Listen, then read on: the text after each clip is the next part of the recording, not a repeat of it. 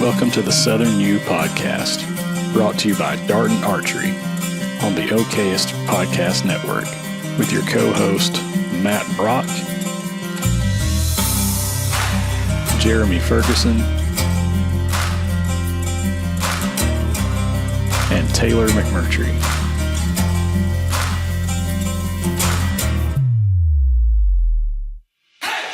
If you're looking for all things land-related in the Southeast, you came to the right place. Whether it's real estate, habitat, wildlife, or just being outdoors, this is the place for you.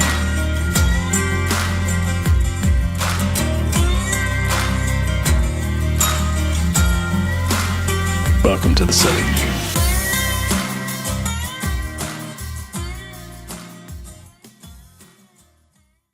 What's up, everybody? Welcome back to another episode of the Southern U Podcast. My name is Taylor, and if you haven't noticed already in the chat down there, you might not be able to see his name, but he's embraced the role. It's Matt Brock. Might as well. Yeah, As why not? the AL Deer legend himself joins us from the whitetail paradise that is West Alabama. And then we also have fellow biologist, Brae Swaggart. What's up, Brae? What's up? And Rip. And Rip. I'm sorry, I forgot the official mascot of Southern U. Yeah. Yeah, so Jeremy is off in St. Clair County doing something that I'm sure will make him money. And I don't know what exactly that is, but he's doing. Do y'all know what he's doing in St. Clair County? I don't either. He just said that's where he was going to be, so he couldn't jump on today. So we got got Matt and Brae, and I apologize, y'all. I live with two living, breathing petri dishes that like to bring home every germ and infectious disease known to mankind.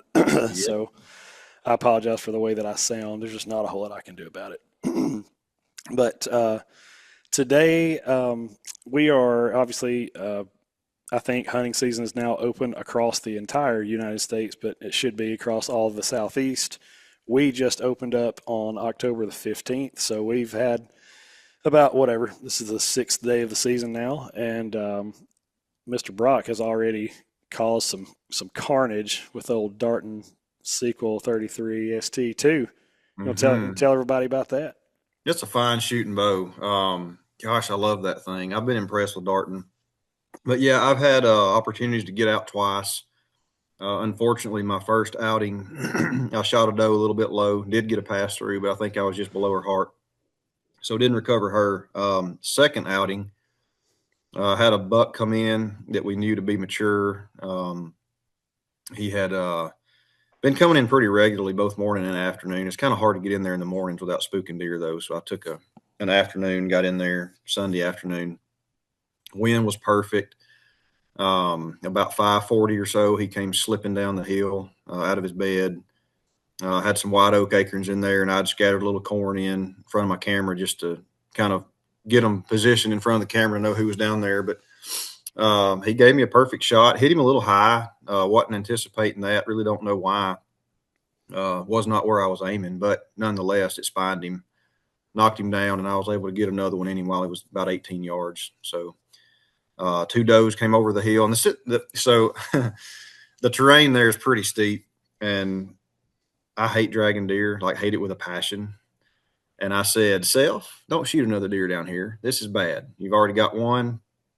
And two does came over the hill, and I said, "Well, if they get within range, I'm already dragging one. Let's go ahead and just drag two."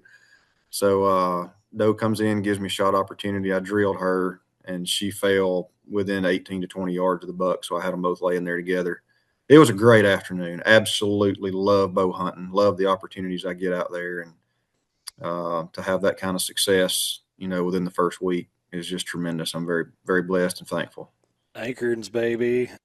Acorns, it's where they're at. And look, like we use corn as well. I mean, heck, it's a tool. I mainly just use it to try to get deer in front of a camera. But they've been hammering the acorns. They've actually quit using any of the bait that I have away from oak trees. If I've got bait around food plots or trails, forget it. They're not there. They're not on camera at any point in time during the day or night. They're coming to acorns, particularly white oak acorns, and we have plenty of them right now. So that's where you Yeah, need to be. absolutely. And Brae is going to pick up her rig that is fully ready to rock and roll and Yes, I fledged got arrows. my bow back from Alan Yeah, a few days ago and left my arrows with him to right. get everything just tuned up. And so, full disclosure, I have not shot a bow in a couple years. I had a pretty bad shoulder injury with nerve damage that I was in physical therapy for. And my first shot, I was so nervous. Dead on. Though the Darton is awesome. I love it. I think Alan was probably more excited than I Yeah. was. Like I think he was preparing like, all right, she's been out of the game a little bit. Hey, And he said, I want Alan, you to put it right there, and I did, and he was ecstatic. yeah, Alan gets more pumped up than his customers do sometimes, depending on the situation. Yeah, He just but loves to help people out. So, shout out to Alan, by the way. I guess if we got to do shout outs, shout out to Alan Connor, AC Sports. I know we are in bow season now, but if you need anything, you need any equipment, sights, quivers, stabilizers, arrows, broadheads, whatever that Was you that a need. dump truck? Yeah, I don't heard that that's a too. I don't know what that was. plane. Like right What? there. I didn't know what That's that what I'm was either. saying. It But sounded like a horn. I know it's that cool. but yeah, shout out to Alan because he will hook you up and he gets stuff done in a timely manner too. Oh my gosh, it was less than a 24-hour turnaround for Yeah, me. And then I left my arrows. He sent some arrows home with me to be practicing, and I'm actually going to pick them up this afternoon. that's what I'm Like talking about. done this. So. Awesome. Well, yeah, and by the way, before we jump into the topics for discussion here, do you guys have anybody else you'd want to shout out? I know it's been a minute since the three of us have gotten together, and a lot of things that feel like have happened in that time. So, you got anything you want to shout out? I don't Legend, really, huh? you go. Did you just call me the legend? Yeah, you named yourself that. It's on your screen. Y'all don't have to, promote it. No, I don't know. I mean, I think I've done this before, but I'll give a shout out to my wife. She's been crazy busy lately with soccer and coaching, something that I would never do. Coaching little kids in sporting events. I tried it once and said, nope, never again. So, shout out to all you coaches out there. If y'all have the patience for that, more power to you. Great job. There you go. That's a good one. And I know we put a short out, but Southern U's been around for 2 years now, and especially lately, everything has just kind of blown up. So thank you to everybody that stays tuning in and interacting and asking questions, even if you don't necessarily agree or understand what we're doing. We love to explain it and just help educate people where possible. Absolutely. Absolutely. Yep.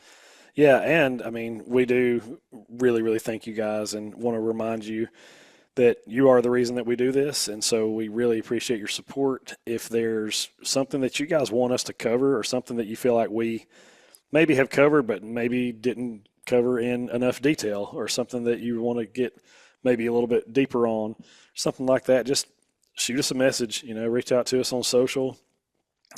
We love hearing from you guys. Drop a comment, doesn't matter. Periodically, we get people that send in some questions and say, "This is my situation. What would you recommend me do?" And we love that kind of stuff, man. So Mhm. that's why we're here. And I would say, for those of you who may be new to Southern U, go back and check out some of our previous episodes. Every episode we've ever done should be on all streaming platforms and YouTube as well. So sometimes we'll put out a short, and because you get just a little snippet of what we were talking about, it doesn't give you the full context, and so people have the tendency to jump on the hate train and Oh, yeah. Yeah, start I'm telling getting us a You lot how. do of that on hate on purpose, Taylor. TikTok Yeah. right now.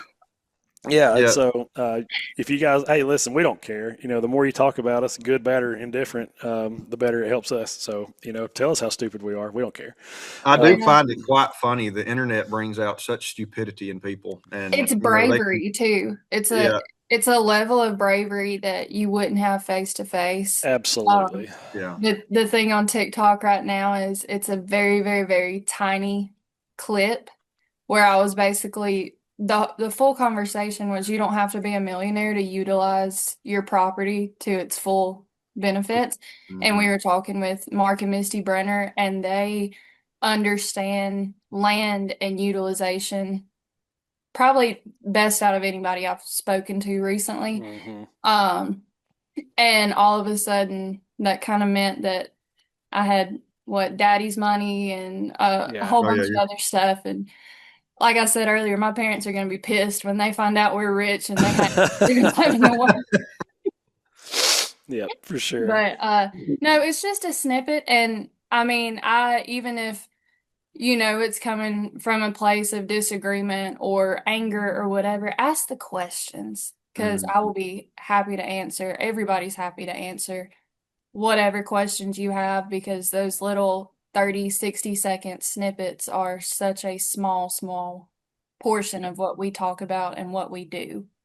Yep, for sure. And as with everything in life, context determines meaning every yep. time. So, Oh, and while before we roll into the topics, I was going to take a second to talk about the youth hunt that we are helping out with. yes, for sure. hmm Um, so Youth Deer Weekend in Alabama is November 13th or November 14th through the 16th. Or, yeah. So on Saturday, November 15th, some of us will be at Black's Deer Processing. Robbie Black is the owner, and he is a great guy. He loves giving back to the community, and his big thing is helping kids get in the outdoors with the right people. Um, so there's going to be a couple of biologists that are going to be there. I'll be there. I think you'll have a chance to talk with some game wardens, some other biologists. I know Matt and Habitat First Properties have donated some things to give away. I'll be donating some stuff to give away. And Southern U Habitat First and my company, Southeastern Habitat and Ecology, will be pulling together some money to give a lifetime license to one of the kids that's there. So it'll just be a good day of fellowship, hanging out, trading stories, checking all the kids' deer out. So if you've got a kid in the Northeast Alabama area, he is in Grant, Alabama. So right there on the Marshall Jackson line. Um, Bring their deer out to Black's Processing on November 15th and you'll get to meet some of us. I think Brock will have some of his youngins in the woods that weekend. I hope Um, to. yeah, I don't know, Taylor and Jeremy, if y'all be able to be there. I'll be there. And we look forward to seeing everybody that comes out. Absolutely. We're going to make every effort to be there because it's a really cool event. And giving back, promoting the sport is kind of what we're about. And conservation kind of meets, checks all those boxes. So Yeah. do the best that we can. Now, for the actual meat and potatoes of this thing, we asked you guys a couple weeks ago just kind of some topics or some things that you might want to hear or things that you might want us to cover that we haven't maybe covered or, just things that might be relevant for this time of year. And we're just going to fire those questions at the resident biologists that we have here and get their takes. And you can agree, disagree, scream, cuss, throw things, whatever you want to do whenever they give their responses. So, you guys ready? Ready. All right, let's just go down the list here.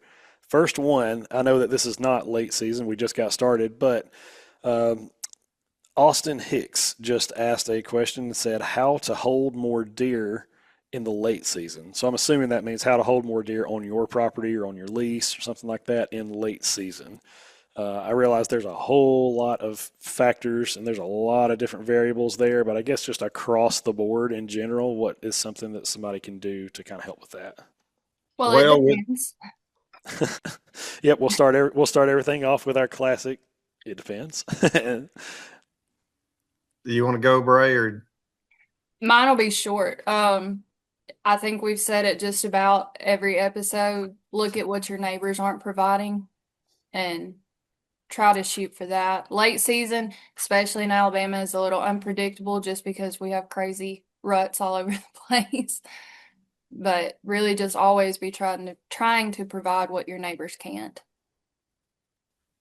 Yeah, and I'll go a little step further. With the exception of South Alabama, which has a later rut, late January, early February, the majority of our state deer are kind of in recovery mode after the peak breeding. So I like to have highly desirable food sources available to deer at that time. Here, heck, we have spring green up starting in March, so we're not very far from the close of deer season to spring green up. Hard mast is very important for that recovery period. Acorns, a lot of your red oak species, water oak, willow oak, they hold acorns until December, January sometimes, so you can have good mass producers out of your red oak family. But food plots are very important at that time too. We plant a lot of food plots that carry on into the spring for that very reason, because otherwise they're nibbling around on woody browse and stems and things like that. That's what they would naturally be eating. So if you can provide a little bit of green during that time between, late winter and early spring green up, try to do that. But, going along with what Brae said, whatever your neighbors don't have, provide that, whether it be bedding, whether it be food. Cover is very important at that time of year as well. Deer are highly pressured and they stick close to cover at the end of the season. So I'm going to say food and cover. I got you. So I'm going to play devil's advocate here because this is something that I have said for a long time, and it's not necessarily something that I think you guys, and if Jeremy was here, I don't think he would agree with this. My stance now, granted, this guy asked how to hold deer. He didn't say how to kill deer, Mm-hmm. but I would take it a step further. In late season in Alabama, generally speaking, my stance has always been there's enough green vegetation. It may not be what they necessarily prefer or what they would like to eat, but there's enough food in the woods for the majority of the state of Alabama, just in, even in late season, where deer don't necessarily have to show up at a feeder or on a food plot or something like that. It might be easier, it might be an easier resource for them to go and utilize, but it's been my stance when you have compare and contrast that to the Midwest. For Yeah, yes. now, Late winter food source is not as big of a limiting factor as in the no, Midwest. They have and very harsh winters. they do, and so when you have just whatever, say Iowa or something, if you do have some kind of a plot, everything out there is dead, but that. Like if they want to show up and they want to survive the winter, they're going to have to show up in daylight hours when it's warmer, to be able to try to consume that stuff.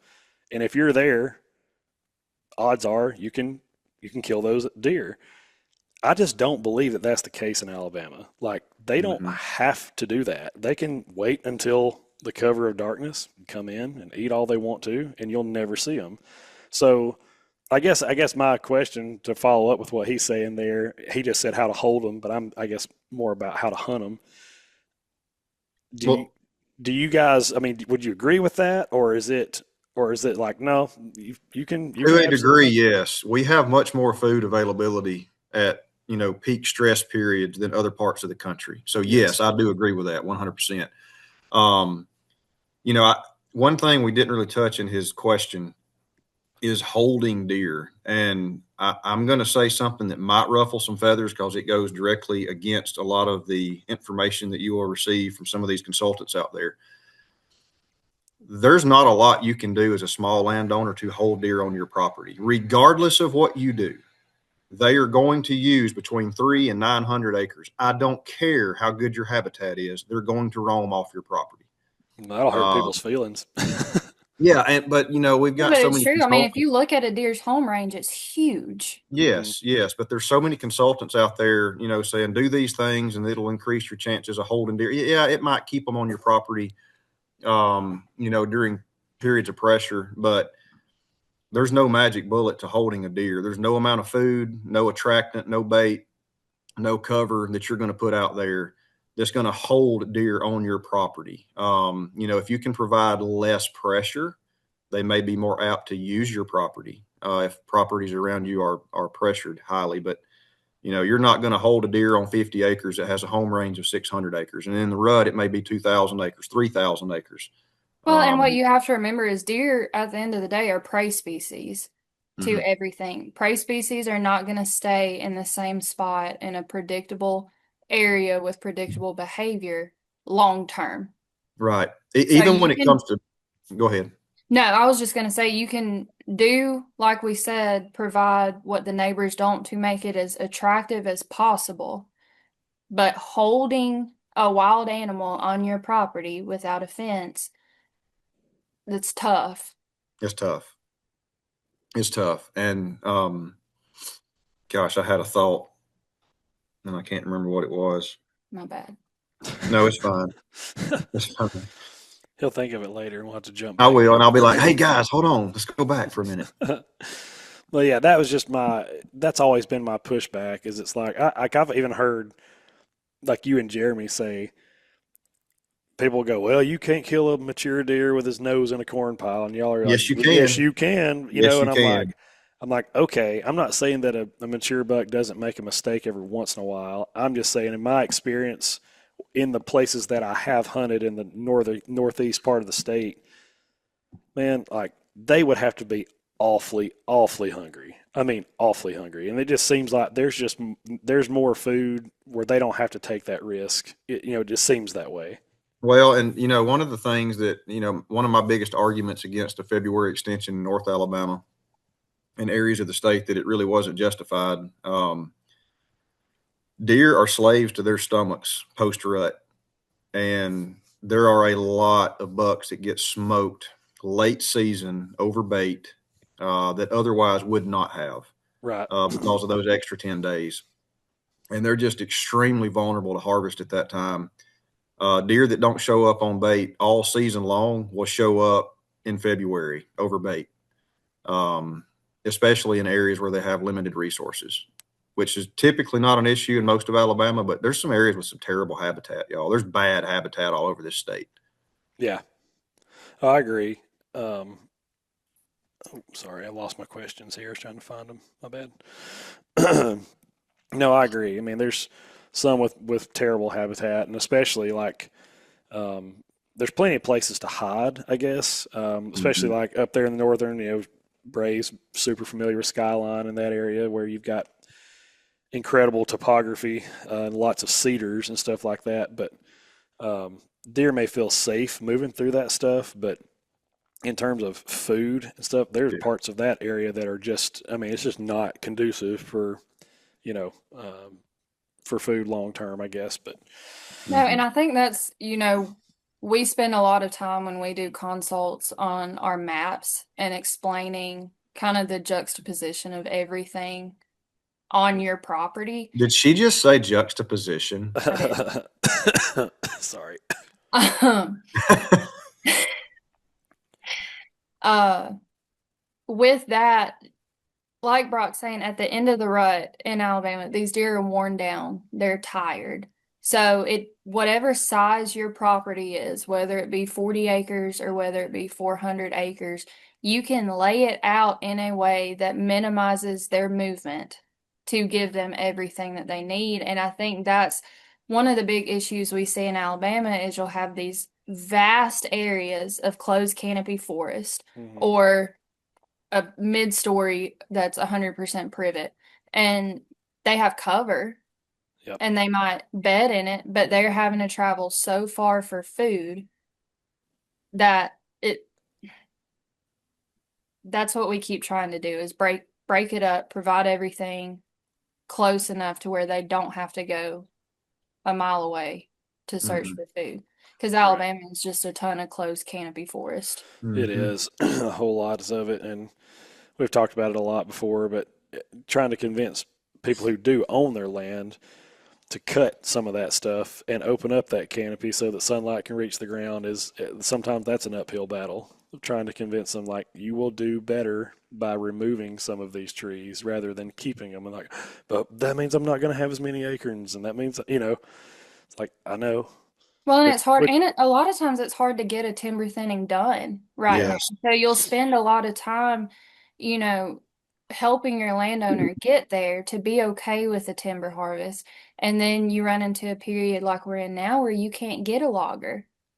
And Hmm. some areas of the state are doing really, really well, and then some of them just aren't. It all depends on your location and what companies are around you and stuff. But like you do have that large percentage of landowners that don't want to thin their timber, and then you finally get some that do, and we can't get it done, and that's disheartening. Yeah, But it's hard managing timber right now for wildlife. It's extremely difficult in our area anyway. mhm, Timber markets are just not what they once were, and there's so many quotas on certain products. You can only move so many loads a day or a week, and mhm. it gets difficult. I don't know how some of these loggers are staying in business, honestly. I mean, heck, their equipment cost and insurance and all runs into 40, 50, $60,000 a month, not a year, a month. So, how do you pay for that if you can't move lumber? yeah, that's true, no doubt. Well, I hope that kind of covers that question. And we'll move on here to another one. This is one I'd love to hear your thoughts on because I have my own. Um, why taking does early in the season is better than late in the season, says Drake McKenzie. That was his Oh, question. yeah, this is an easy one. I encourage doe harvest early for a few reasons. The primary ones being that if you do happen to have a skewed ratio where you have more females in the population than males, you want to correct that prior to the rut. You don't want excess females going into estrus and causing additional stress on the buck population because they'll continue to breed until they get, till they have a successful breeding, and that can take 2 or 3 cycles if you have a skewed ratio. So if you can knock that ratio down, then I'm not saying, look, I'm not going to sit up here and preach we got to have a 1-to-1 ratio. That's not even realistic in most scenarios. But if you've got one buck per 5, 6, 7 does, you have a problem that you need to correct prior to the rut. Additionally, you are removing mouths before peak stress periods. So go ahead and get them out of the population before that late winter time frame. Third, if you wait until later in the season, you're probably not going to hit your target. You're not going to hit your goal. I see it year in and year out. If you don't start doe harvest early, you will not hit your target. And, that's not a problem in a lot of areas, but in the South, deer populations can get away from you in a hurry if you're not taking does. And we make doe recommendations based off the available habitat and what the objectives are for the landowner. Some areas don't need to take a lot of does. Some areas do. But regardless, if you need to take 2 or if you need to take 30, take them as early as possible. And I hear people complain about, well, it adds pressure. No, it really don't. Our rut in most of the state is so late. If you remove your does early and then just relax on pressure for a couple of weeks, few weeks prior to the rut, deer go right back to acting normal, like pressure was never there. It's not an All right. issue. Let's hear it, Bray. He hit everything I was gonna say was, you'll run out of time on it. You're hitting those critical periods of where they need better food availability, so why not take the mouths out of the herd earlier? And does are smart, especially your old does. And if you're sitting there and you're still going out in the woods constantly trying to get your bucks and waiting until the end of season to take your does, you're educating the does a lot Mm-hmm. more. You're just, giving them a study guide for how you operate until the end of season. Yep. Knock it out early, be done, and then take your time getting the bucks that you want to get. Yep. Yeah, I mean, I'm glad. I think Matt said it earlier. It kind of depends on your objectives, right? Like, is Mm-hmm. it that I have an overpopulation, or is it that I'm trying to conserve resources for other deer, that sort of thing? Because I'm glad neither one of you said, because it's the what I was going to push back on the hardest is I hear people a lot go, well, you definitely want to harvest them in the early season before breeding season because if you harvest that same doe later in the season, then you're killing two deer instead of one because she could That's be bred. completely irrelevant. And I'm like, listen, I know I'm not a biologist, and somebody who's a lot smarter than me can explain this. But if you kill that doe in October or you kill her in February the 9th, she's still dead, dude. Like she's Yep. not, you know what I mean? Either Yeah. way, we're not producing another deer out of her. So Yeah. I guess that was I'm glad neither one of y'all said that because I was Now that argument has never made sense. It I don't even know how people come to that It's an realization. emotional It is argument. an emotional. As much as you don't want to admit it, you want to say it's logical, it's rational, it's emotional. Right, That's all because it look, is. here's the thing. In most populations, you're looking at a 96 to 99% success rate on conception. Now, those does may not carry those fawns to, birth, right. but conception rates are above 95% most everywhere we've ever checked. So that doe, whether you kill her in October or like you said, February the 9th, she's going to be a bred doe by the end of the breeding season. Right. So Well, it and doesn't guess what? If you never killed her, you might have killed, she might have been responsible for what, 12, 15 fawns? matter. Hmm. Right. If you want to use that argument, then use it all the way. Use it Yep. all the Yeah. way to the end. That's Yeah. true. Yeah, it doesn't stop after one season. So, Exactly. yeah. Exactly. But yeah, I mean, I think if it's just purely about I'm trying to get my ratio, and I mean, not like you said, not 1 to 1, like it's not, but just closer to in check, doing what I can to improve it, or I'm trying to conserve resources because I do have bucks or I do have deer on this property that I think have the potential to be something that I want them to have all the resources that they can possibly have, and so uh, I think that's kind of in line with what you guys are saying. It's Yep. just kind of the objective related, but I know that's probably a little shorter answer than the previous question, but I mean, that's really not a whole lot to talk about with that. I don't feel like. Right. Um, and then we can go. Who is this guy? Jeremy Ferguson. Jeremy Golly. Ferguson asked, "Why is Matt Brock a sissy?" I don't. No, I'm just kidding. I'll show him who's the sissy. That's right.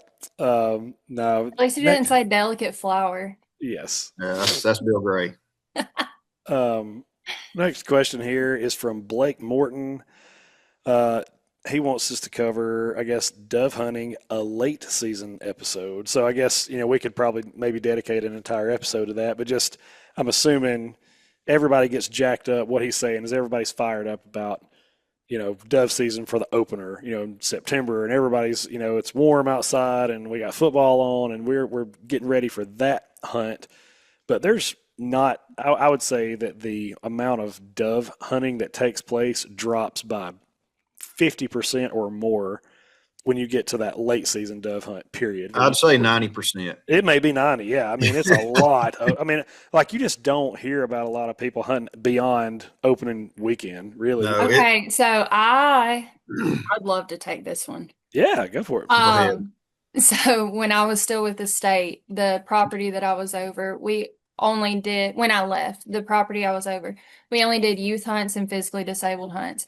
And we did two huge dove hunts. And we started that later on. And I remember when we kind of came up with the idea to do a Thanksgiving week youth dove hunt, Hmm. there were some folks that thought we had absolutely lost our marbles. Nobody's going to come to that. It's going to be cold. You're not going to have any birds. I think out of 30 or 40 kids, we killed over 200 doves, Yeah. and it was the Monday before Thanksgiving. Yeah. Mhm. We continued that afterwards. I never liked, especially when it came to youth hunts. Dove hunting to me is more of a social thing. You go out opening day, you've got football, you've got birds, you're hanging out. It's a social thing, and then it typically dies off by the end of September. Mm. You Yep. don't see a lot of people unless they just have doves in their backyard going out and doing a lot of dove hunting. I like doing my dove hunts at least the third or fourth weekend of season for the first one because I'll say it, everybody knows it. The baiting has pretty much stopped at that point. Hmm. A lot of your dove fields are baited. That's Yep. not a secret.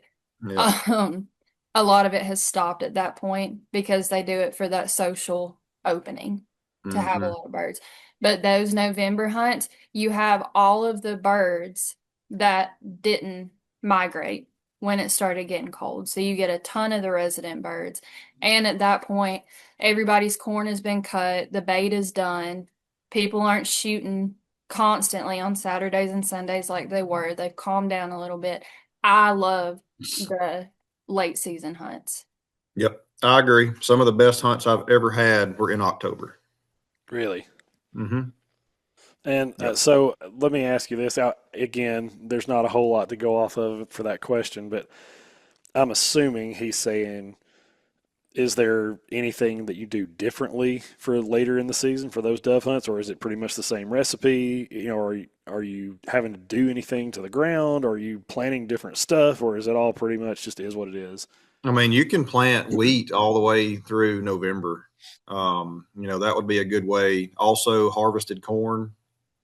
Most of the late season dove hunts that I've been on were late harvested corn. Okay.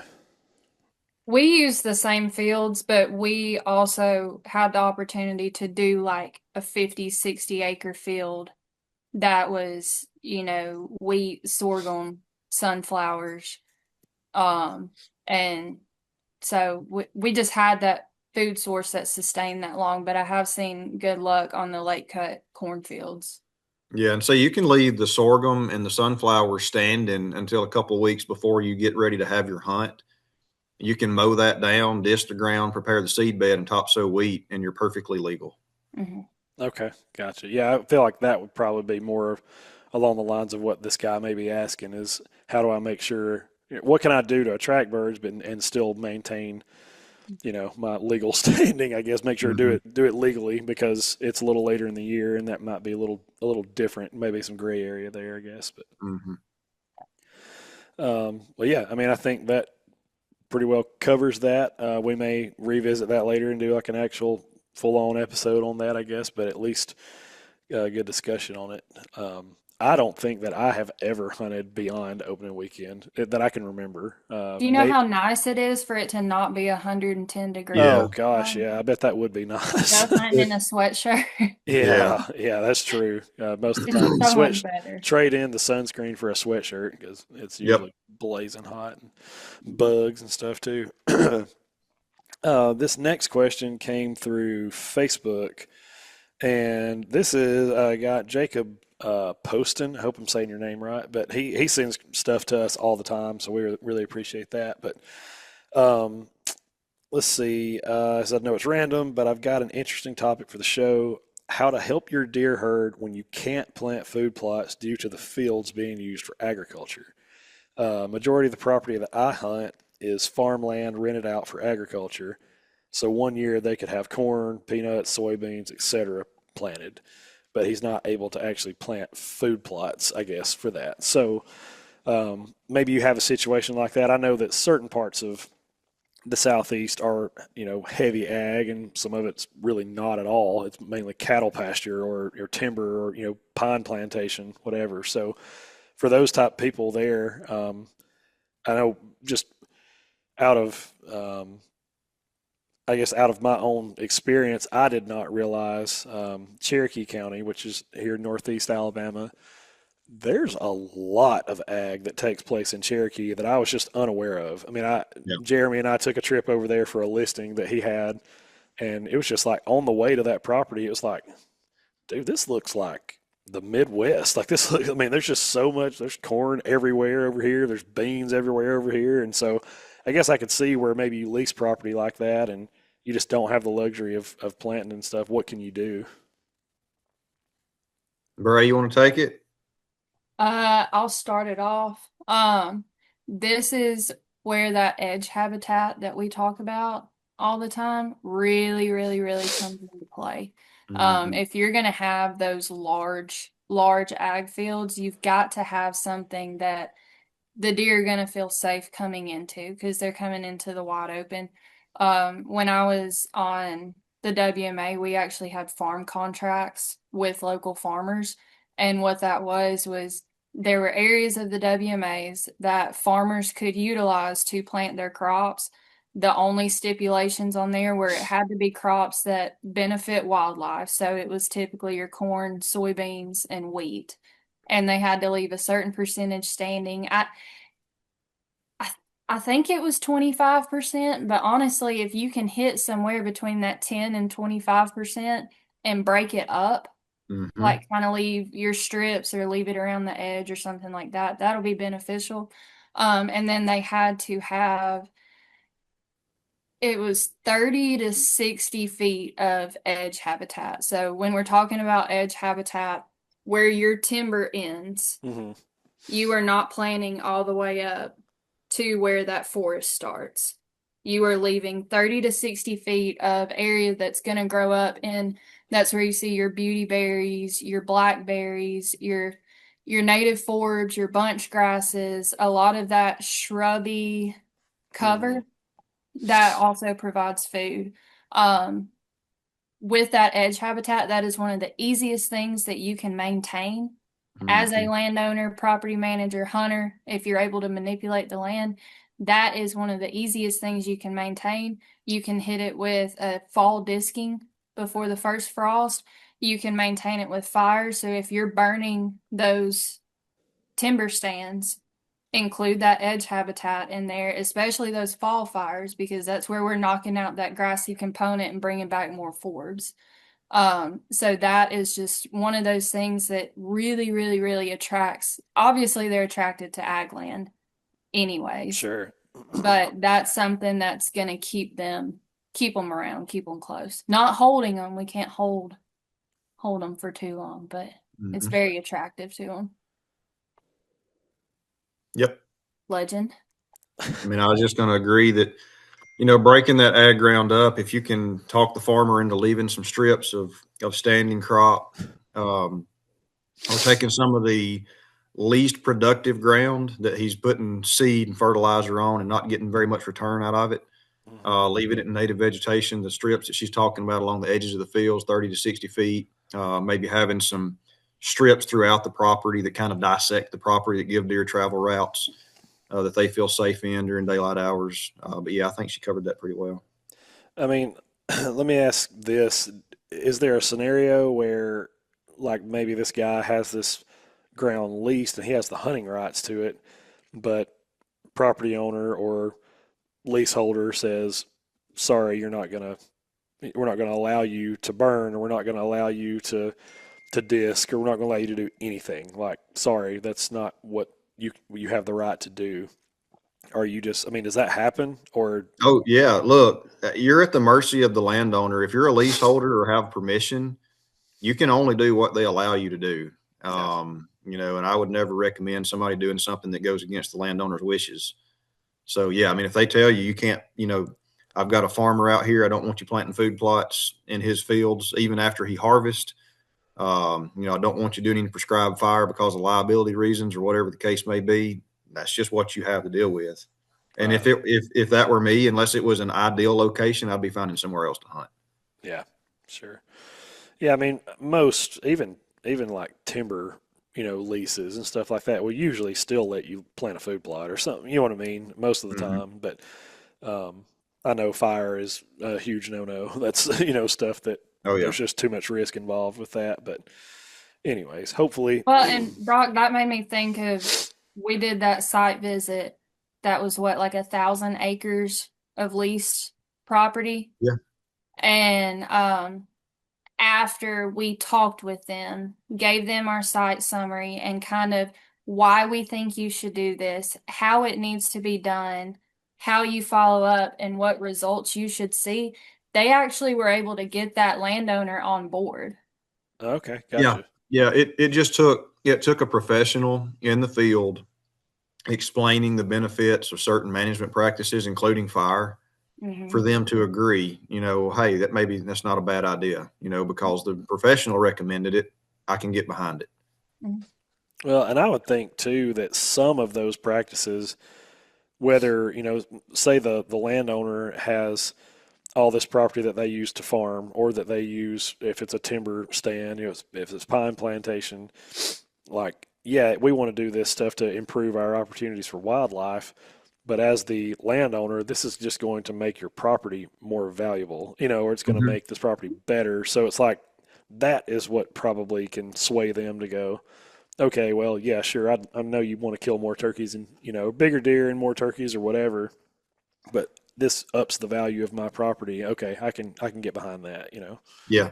Well, there's that, and then what was that? Oh, we've had landowners before, and that this might have been tied in with that one, or it might have been another site visit I did where they sometimes they'll just be adamant against timber harvesting. Yep. Whether they had a bad experience with the timber thinning at some point. Some people don't want it. Some people are the same with fire. They tried it, something went wrong, and now they're against it. It's not ideal, but that's okay. It's their Hmm. property, but you can find ways to work around it. Because there was one landowner said absolutely no to timber thinning. Okay, well, what if we help you identify some of these non-productive trees and you get permission to, as much as I hate to say it, you get permission to hinge cut, you get permission to girdle. You are still opening up that canopy without bringing in loggers, without Hmm. fire. There are ways around just about everything. Yep. And it's really just in understanding the risk and the benefits of any management choice that you're Hmm. making. But if you can offer your landowner options and say, and know the whole process, why you want to do it, how you get it done, and what the results should be.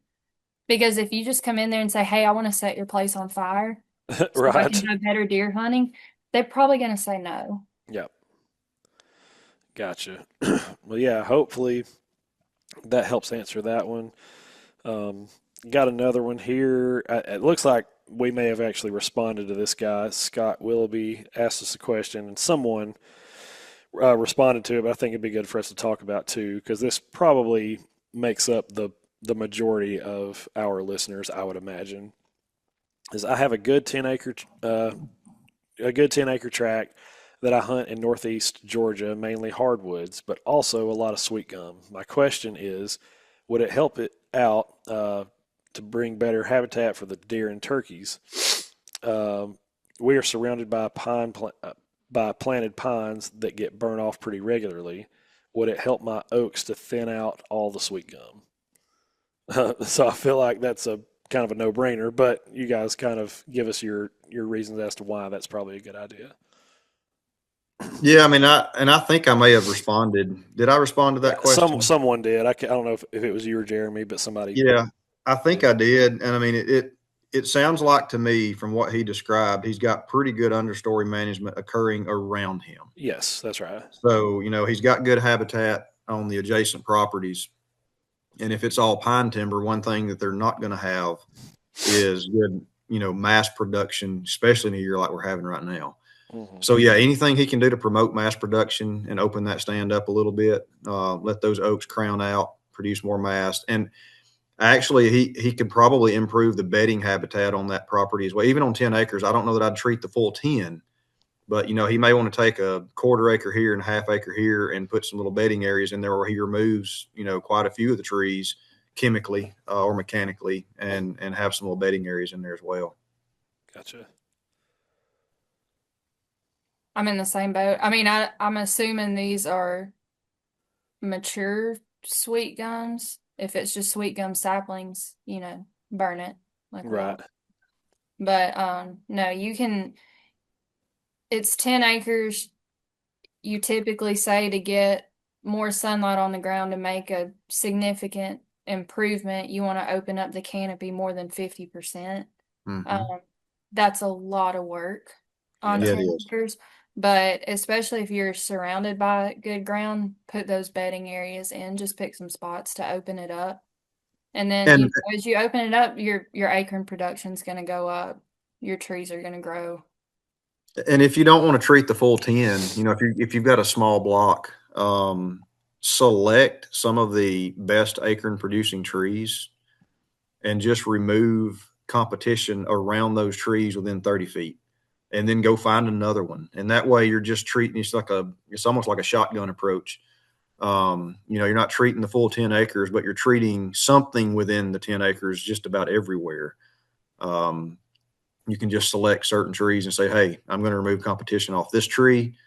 It'll crown out, be a healthier tree, won't have as much competition, and you can also do that in areas where you've got, say, 10 or 12 trees that are undesirable species together. Heck, just remove them all. Create a little dense pocket of a thick area in there. It's going to have browse, stump sprouting. That's good for deer browse. You'll have cover and bedding too. So there's things you can do on small acreages to make them more attractive. And like one of my clients, we kind of joked about it. It's a challenge now on just every time he goes out to the property or lets a nephew hunt the property or something like that. Like you have to hack and squirt a few sweet gums Yeah. every time, every time you go. And then it's not just this big, overwhelming process where you're burnt out and you're tired and you're hot. It's just every time make a little bit of a difference. Yep. Yep. Gotcha. Guys, I think that's about all the ones that I could find easily. If there were questions that we did not cover, I just don't know where those questions ended up, but those are the ones that I was able to save. Did y'all have anything that came through that that was the only ones that I could find? That's all I've been able to see. I got you. Well, I guess that will kind of wrap things up here. I don't know. I don't even know where we're at time wise. I think we're about, Lunchtime. yeah, about time to eat something.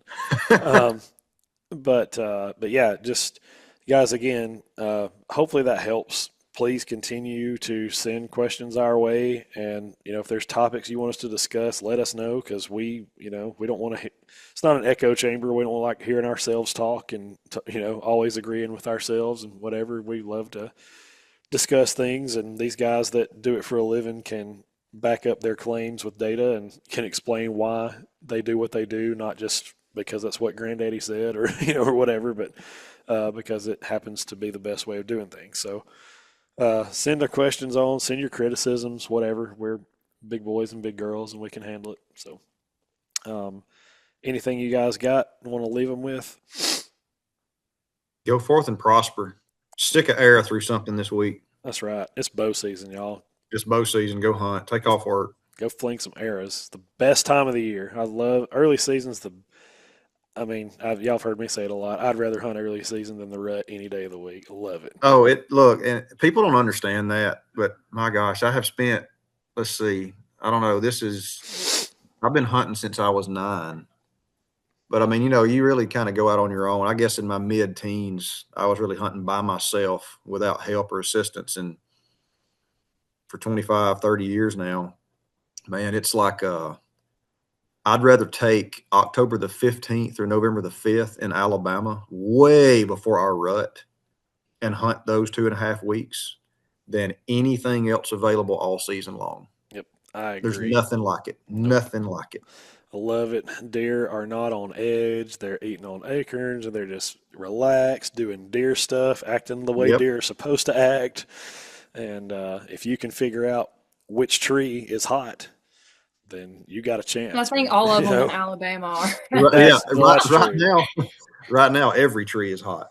Yes, if you are fortunate enough in the southeast to have some topography to kind of at least figure out how they're getting to and from these places, that helps. But if you're Yep. on in the kind of the southern half of the state and it's flat as a pancake, it's hard because they can just Yeah. go anywhere they want to go. But anyways, yeah, guys, thank you so much for hanging out with us. Like I've said earlier, we are 2 years old, and we would never have made it this far without your support.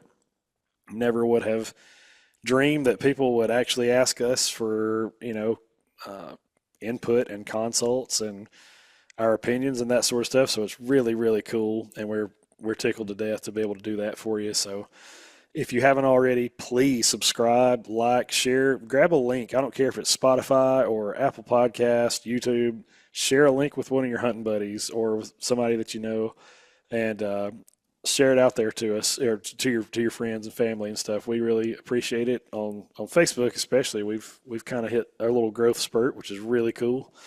And I know you guys are sick and tired of hearing us say this, and I'm sick and tired of saying it a little bit, but we do have something that's really cool in the works, and we thought we were going to hit go on opening day, and it we just kind of were made aware of a few little things that we need to button up, make sure that we have these things fixed, and whenever we do press play and we launch this thing, um, it's gonna be good. So we're Where'd you go, Taylor? oh sorry, y'all lose my video.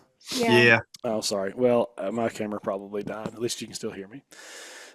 But yeah, as soon as we get these things buttoned up, hopefully in the next few weeks, we're gonna launch something that I think all of you that are listening to this podcast will be pretty inclined to be excited about. So just bear with us. We are trying our best to make it as good as we can, and I'm a little obsessive about how things look and act and stuff. So, anyways, we appreciate you guys, and we will see you on the next one. All right. Peace out. Enjoyed it, guys. Bye, y'all. See ya.